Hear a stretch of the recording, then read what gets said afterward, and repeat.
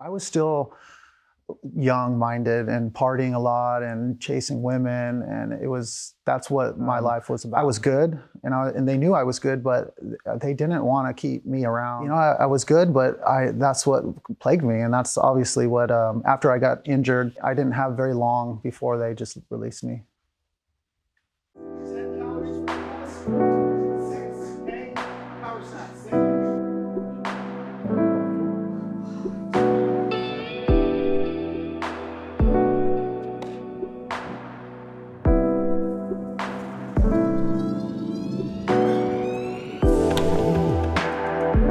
My name is Andrew Alvorado. Currently own CrossFit Fairway Park in Hayward. I'm a retired baseball player. I started baseball when I was little, and it was just fun.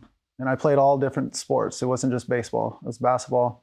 And so for me, it was just the active lifestyle that was encompassing, and it was fun, and it was thrilling. So my baseball career started when I was in Little League and then high school. I was drafted by the Braves after high school. I didn't sign because they weren't offering a lot of money. And so I went to Sac City for the first year.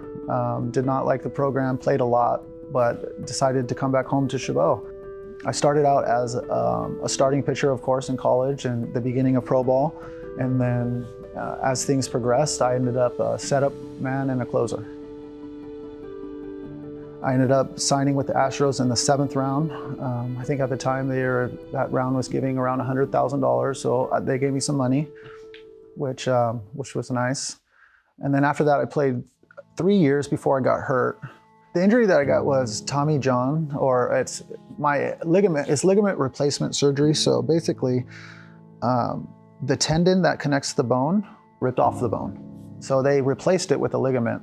It was like an 18-month process, but I actually came back throwing harder. My greatest struggles through the baseball was just the nightlife.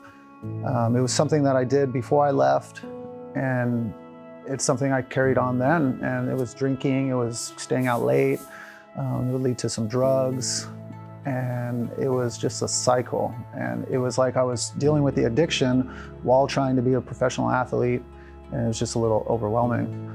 It was somebody that I was still a kid and with a drug problem, with all that money. It went so fast. Yeah. I don't see myself alive if I would have kept going. The way that they released me it was just a phone call by the general manager. It was something that I kind of knew was happening, so I was very polite. And just actually I remember saying, I understand, because I did. There's nothing to say, when you know that when you're right and when you're not right, when you're doing good and when you're not, and I knew. The point when I was done was I was at my mom's house. I woke up in the garage, which was filled with beer bottles and cigarette butts.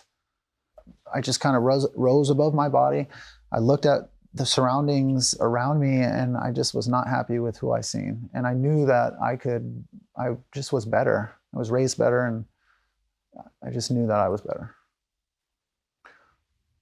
So my transition from baseball to what I'm doing now, it was just, I was hungry. I was hungry to make something of myself, because I kind of realized, at the end of everybody's sober, or if somebody's an addict, at the end of whenever they're doing, they start to realize what they went through and the opportunities that were lost, and it starts to weigh on you. And so you want to make things better. You do. And that's all I wanted. I just wanted to be successful. And I was willing to do anything. I was at Chabot again, going back to school. I was going to get my master's because I was like, hey, at least that's a plan. And the opportunity came when I was still at Chabot to start this spot, and it was just an opportunity. I had no experience with CrossFit or with teaching fitness. I mean, I knew how to work out, but there was nothing for me to fall on, so it was very overwhelming at the start. But the mindset of I'm gonna make it, just kind of kept me going. But it did in the beginning. It was very hard in the beginning doing this. There was no people, no money. One time I figured out how much money I was making per hour, and it was like $3. And I was like, it's so sad. But I was like, I had my vision. I was, had a vision board back then, and I was ready to make it. So there's a few people that I would consider my anchors. One's my wife, who's been with me long enough to see the bad, but then now the good.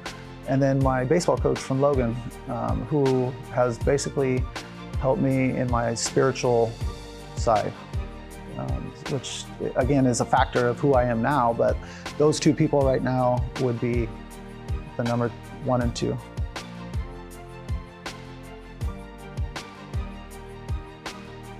Currently, the difference now between who I was then and now is my faith. Every day, before I come here, I'm grateful for my life, I'm grateful for my people, I'm grateful for everything. And when you're grateful, then you're gonna be in a place where you're able to accept the good that's gonna come. So just be grateful.